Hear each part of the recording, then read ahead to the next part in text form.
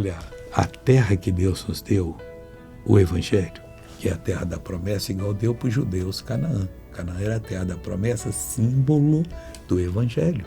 Eles não fizeram nada para possuir aquela terra, a não ser confiar em Deus. Da mesma maneira, nós não fizemos nada para possuir o Evangelho, a não ser confiar no que o Senhor Deus diz.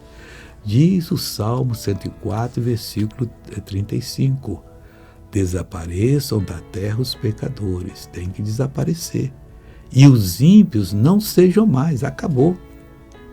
Os pecadores não vão ficar na terra do Senhor. E nem os ímpios vão estar ali para perturbar você.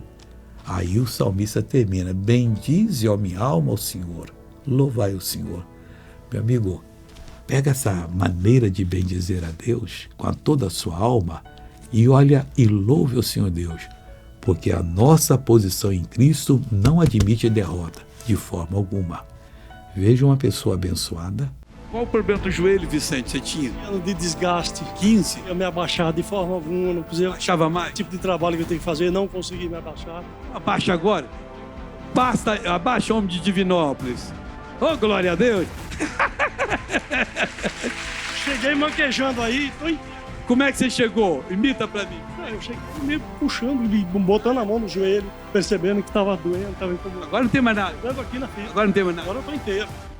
Agora eu quero orar com você. Meu Deus, eu oro por essa pessoa que está neste momento suplicando uma graça, uma dádiva. E Deus, eu tenho certeza que o Senhor quer abençoá-la. Então, em nome de Jesus, sai todo o mal dessa vida, em nome de Jesus Cristo. Bom dia, amigo.